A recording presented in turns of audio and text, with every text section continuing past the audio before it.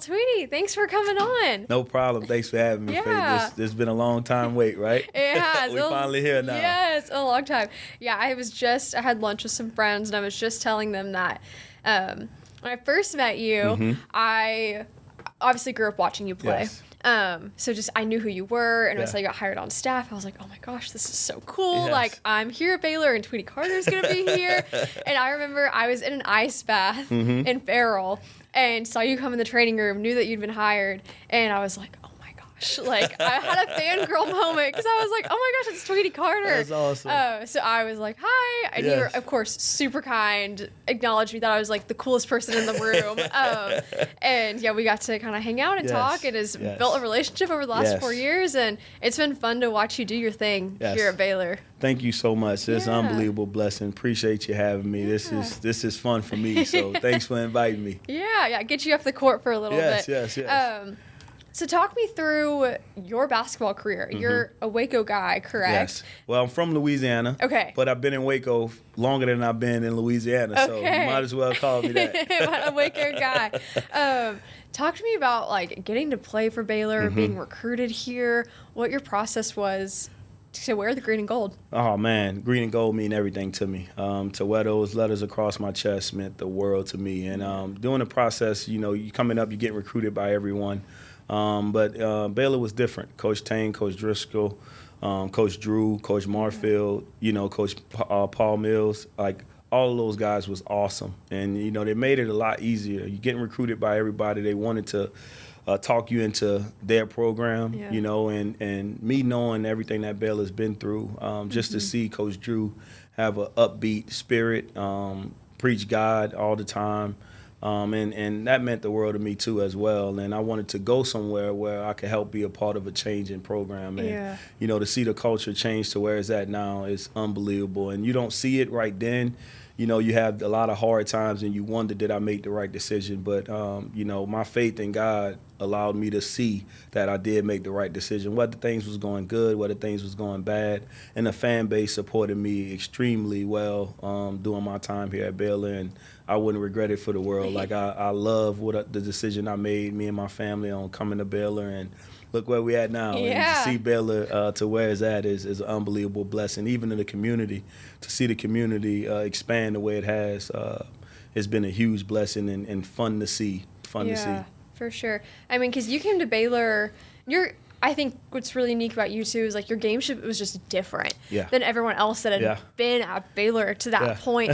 Talk about that, of just, you're Tweety Carter coming in, you're recruited in a different role, and then you get to Baylor. Like, how were you able to shine and just the way you played your game? The biggest thing is respecting the game. Yeah. You had guys before me, the Curtis Geralds, Aaron Bruce, Henry Dugat, Kevin Rogers. And those guys taught me a lot, even the past guys before, Mark Shepard, Tommy Swanson. And all of those guys poured into me and made me understand that Baylor was something special.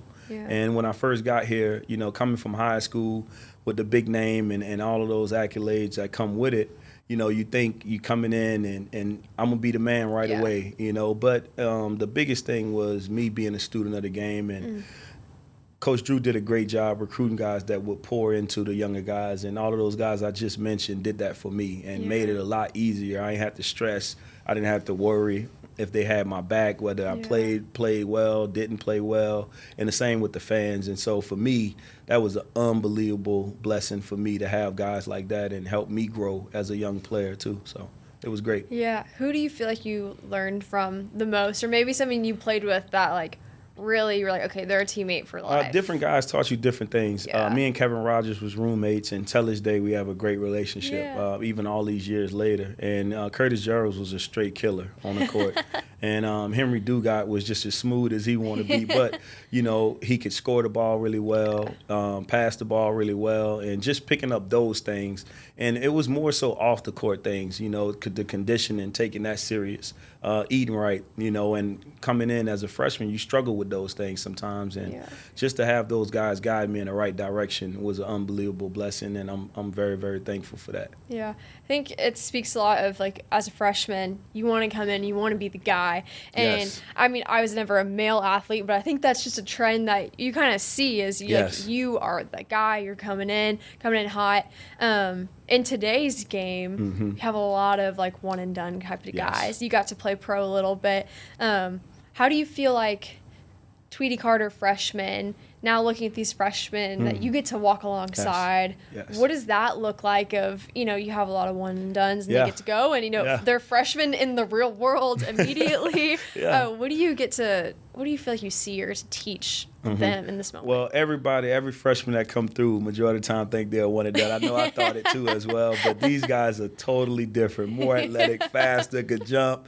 You know, I did one thing well and I put the ball in the hole and I learned a lot of different things. And again, my game was very, very simple, but I knew, you know, when I stepped between the lines, I was going to compete.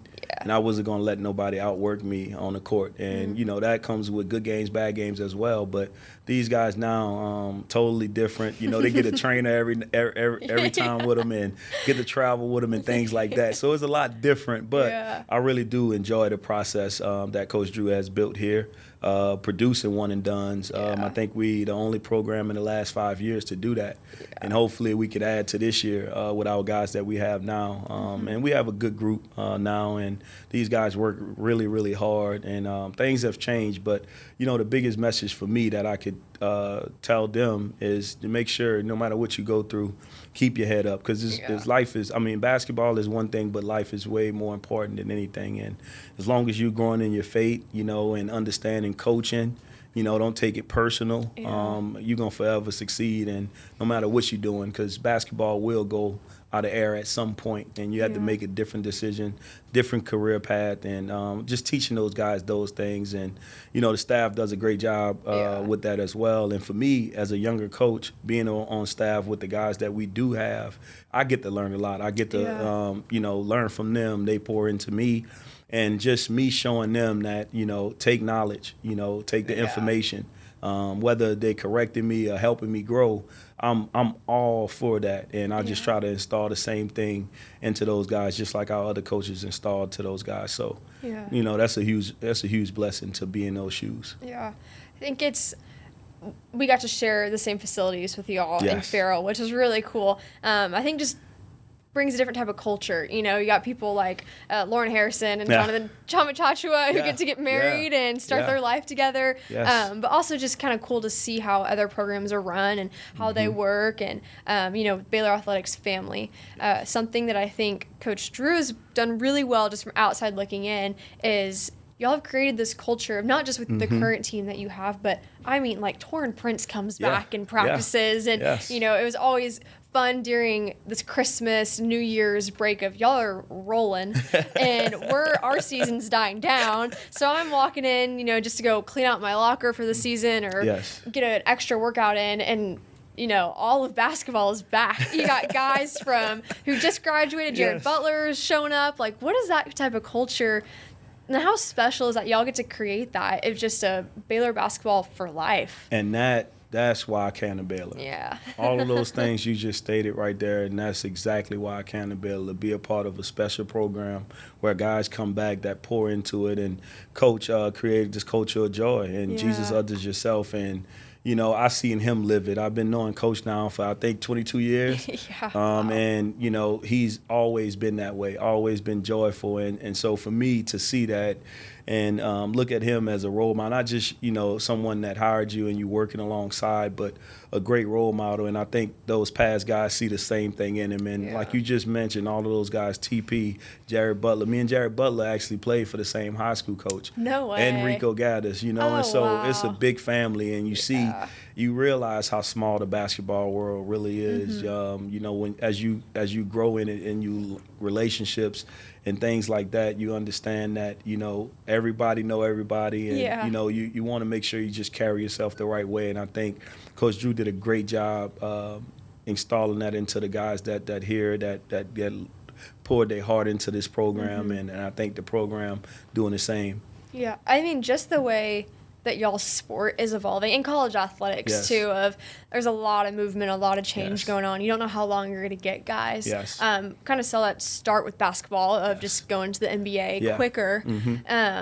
But to create that culture of, like, you're almost like a network, you know, like entering the job search of like you have this whole facility of all these people that have played basketball here, have been coached by Scott Drew, that once you're done, you get to then join this really cool alumni base. Yes. And that, I think it's really special. I don't think a lot of people see that just in the way that college athletics is going. Yeah.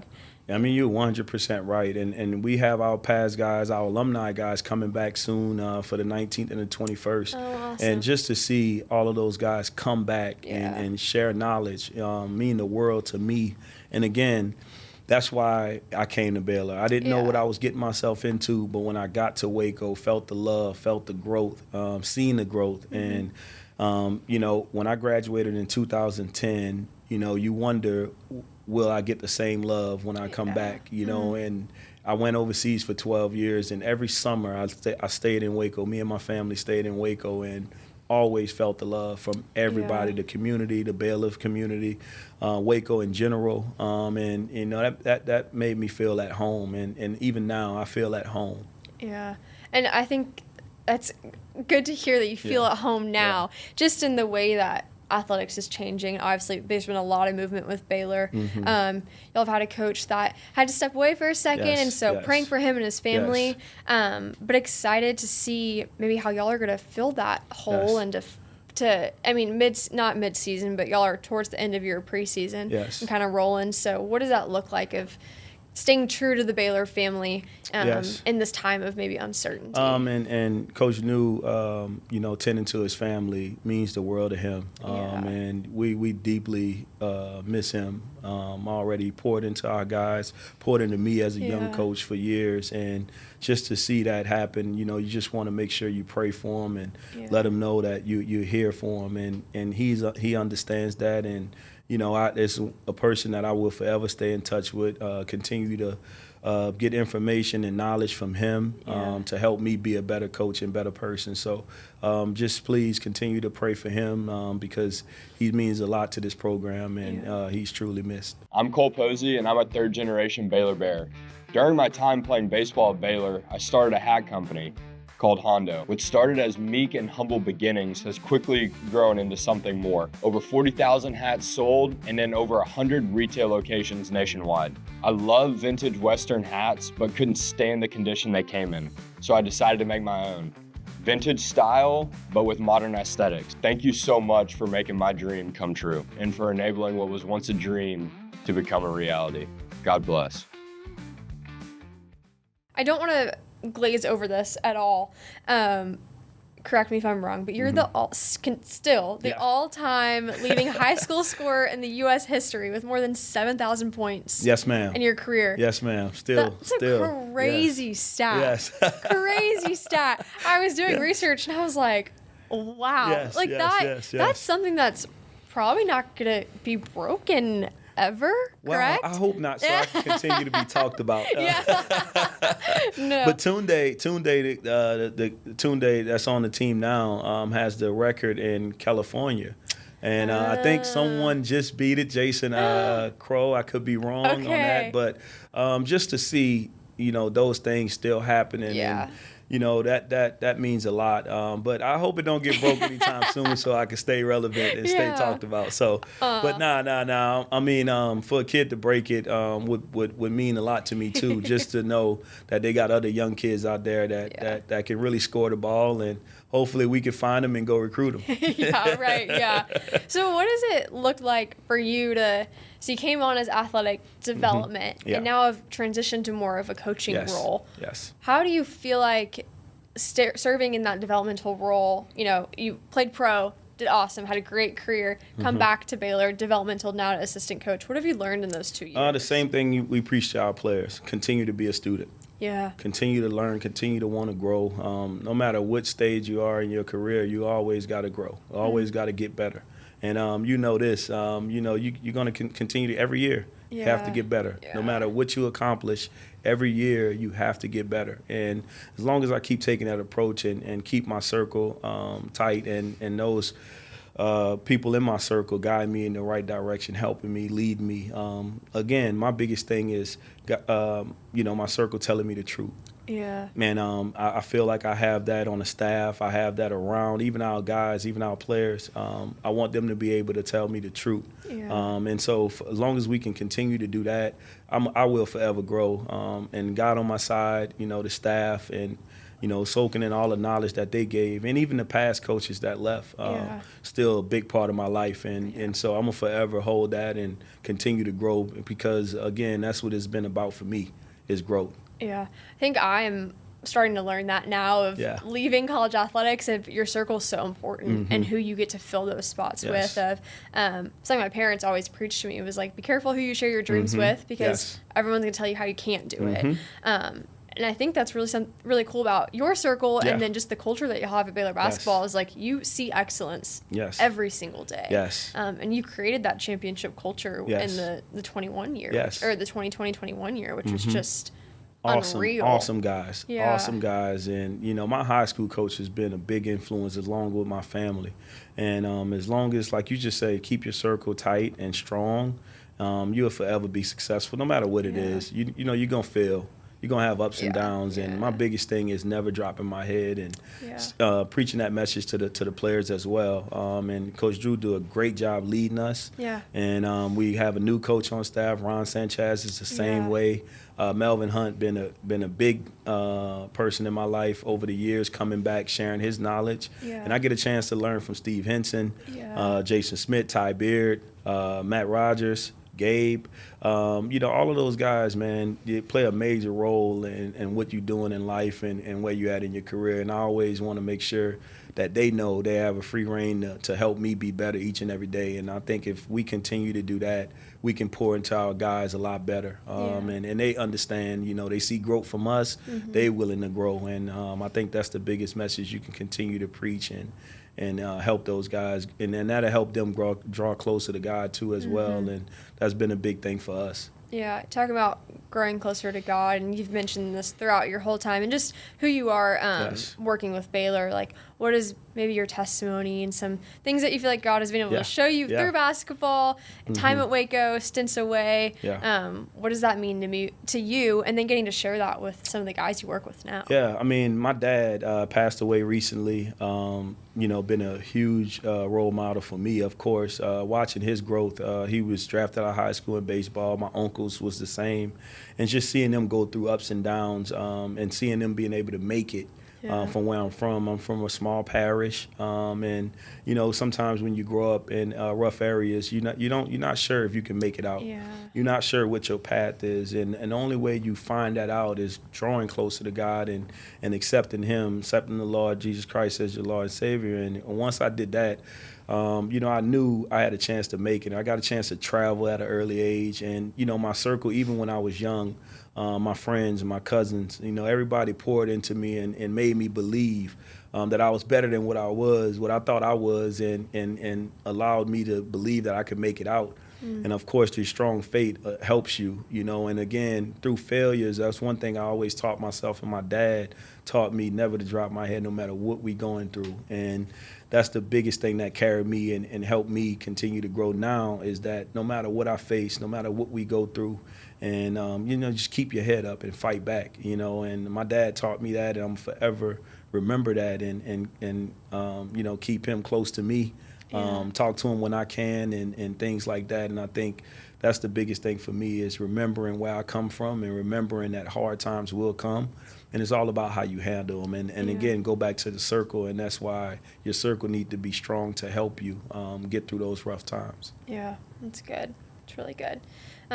Tell us about this Baylor team this year.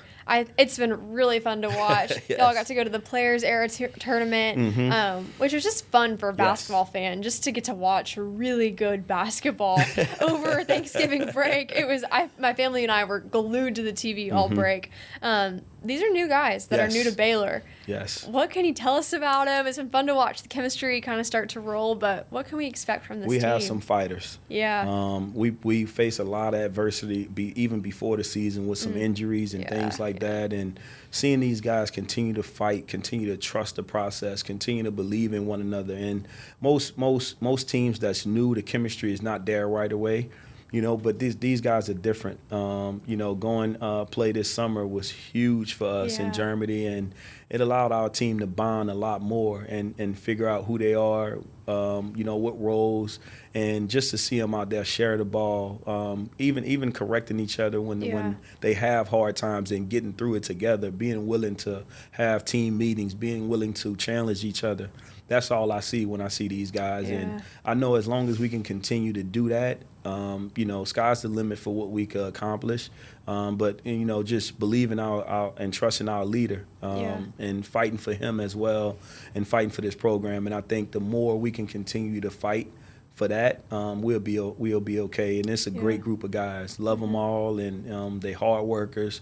They trust, they looking for knowledge, they seeking knowledge, they seeking information, and just to see that is fun. It's fun. Yeah. I always love looking at y'all's bench because y'all have truly a whole army that travels with y'all, dressed the same. Like, it's just, I love it. I'm like, we're on it today. We're rolling.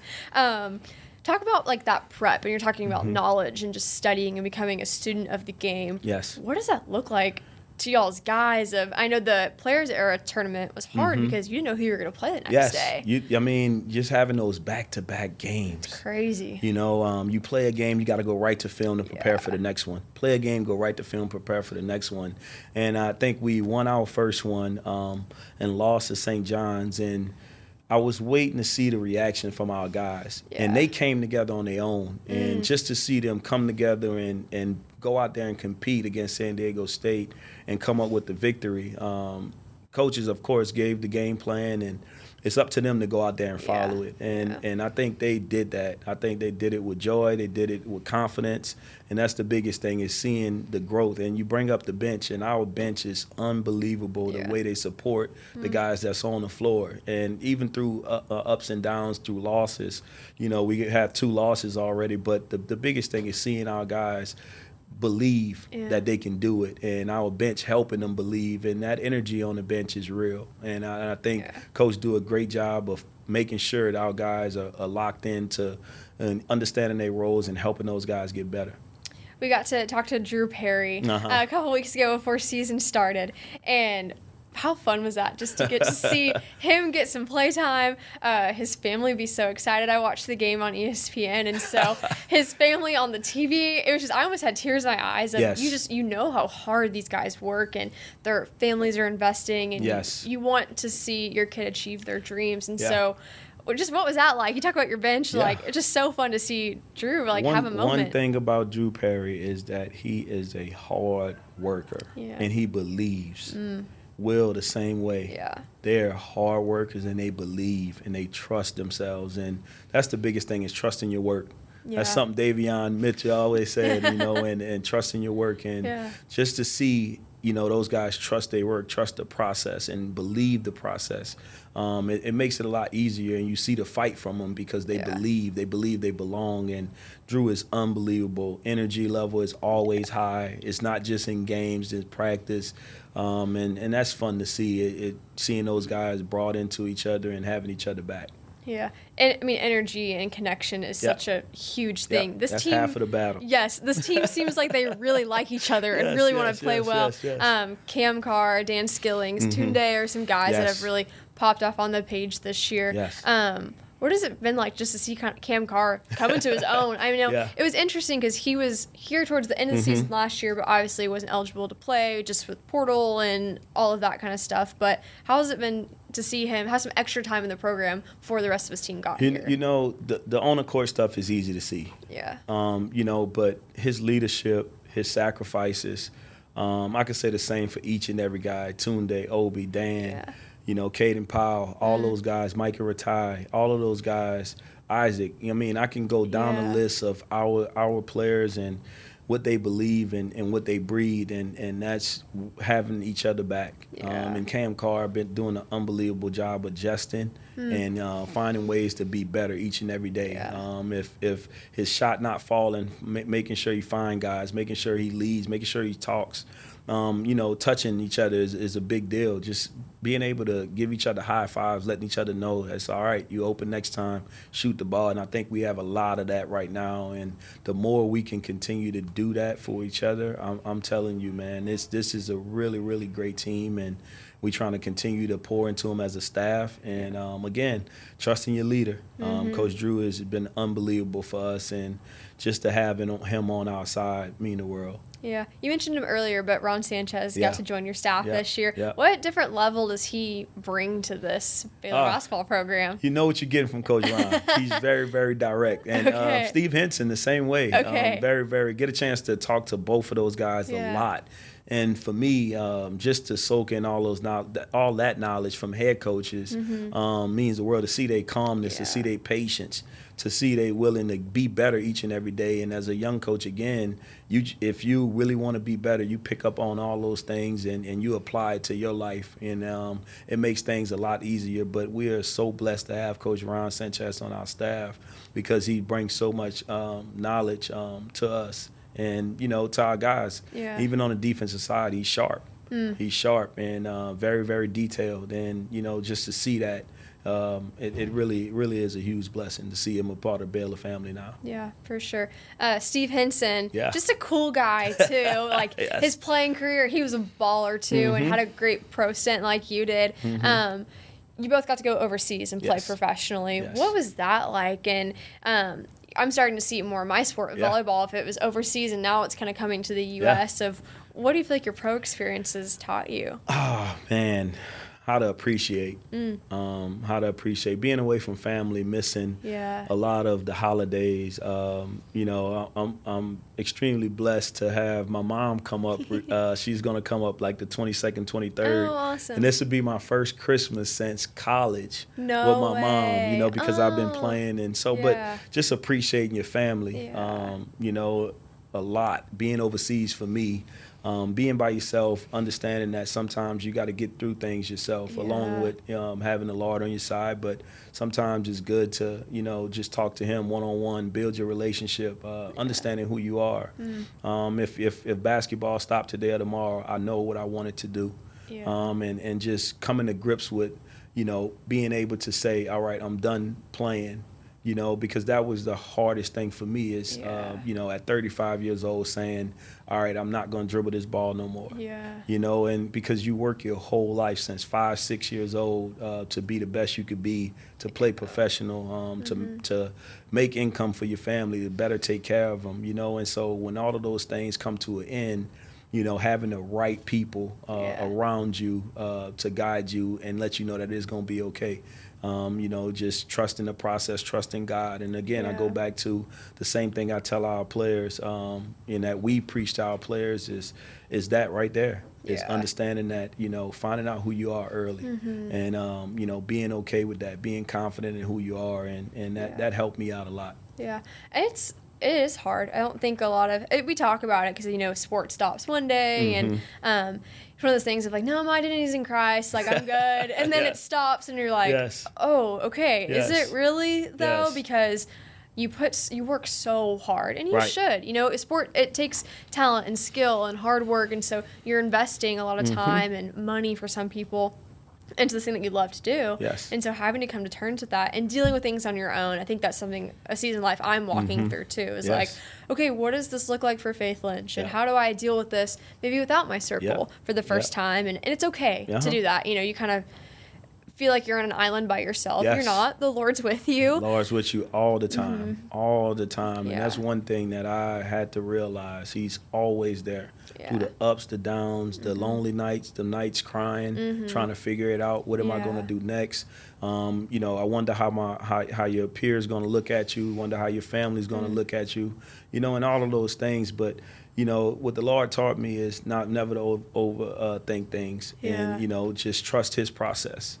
And I think that's the biggest thing that helped me. I trusted whether it was doing this or doing that, I trusted it. And, you do that with a head up and knowing that you making the right decision to better your life and your family's life. Yeah.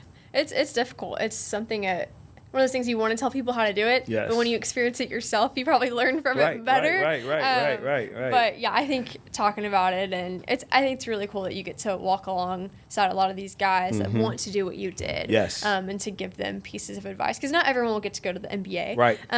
That's always the dream for some. I know. I thought that was mine. I thought that was mine, and it didn't happen. I came out. I played with Oklahoma for a little while. I went to vet camp with them, and I went down to the G League at that time. And the last 3 months of the season, God called me to be overseas, and I was overseas for 12 straight years. Wow. And I was very, very happy with my career and my path, and I went through it for a reason, and I'm blessed to say I am the person today because of what I went through and things like that. So I'm extremely thankful for that. Yeah. Still your dream, just a little different than just a little what different. You thought. God was we're going to turn it this way. This is really your dream. Right. And so, that's really cool. He ain't going to put too much on you can't handle. No, not at all. So it's awesome. Yeah. It's awesome. Very cool. Well, we're excited to continue to watch y'all this year and see you do your thing. Y'all are also welcoming a baby, which is so exciting. Yes. Me and my wife, she's been awesome. Yeah. She, I know a lot of people say it, but man, your wives are the real MVPs. Just, especially for me as a coach, always being away, always traveling and things like that, and her taking care of the house, taking care of the kids, making sure they have everything they need. I want to give her a big shout out because that mean the world to me. Just to see her go through those things and still love me the same way. Don't judge and continue to trust what we have built. Going on 14 years, been together, been married 11. Wow. We entering the baby boy into this world May 8th. And just please keep praying for health. And for her and the baby and things like that. But she's the real MVP, and she do a great job taking care of all the kids. Yeah, that's a hard role. I think moms are special. They are very special. They are very special. Sometimes I'm coming home and just kick things off and throw them everywhere. And, that's awesome. Sometimes she's looking at me like, you going to pick that up? I got you. I got you. Yeah. But nah, she's awesome. And we have a great support from our family as well, both sides. And as long as we continue to have that, things will work out fine. That's awesome. Well, my podcast is called Dear Sports. And so everyone that gets to come on gets to answer this question. If you could write a letter to sports, what would you say? Dear Sports? Man, that's a great question. What would I say? Thank you. Thank you for the time that you have given me. Sports been a big part of my life since I could remember, and I'll forever cherish those moments. And it turned me into the man I am today, and I'm gonna forever remember that and forever hold that to my heart. So thank you for being there for me through hard times and good times, and thank you for allowing me to go through growing pains and get through it with the Lord and my teammates and family and those type things. And I'm very, very thankful for my career. Yeah. Thanks for coming on. No problem. Thanks for having me, Faye. You are awesome. You are awesome. So continue to do what you're doing. And again, it's truly a blessing to be on here and get a chance to talk with you. And I'm coming back again. Oh, yay. Good. That's awesome. Well, thank you Tweety. again, Faye. Yeah.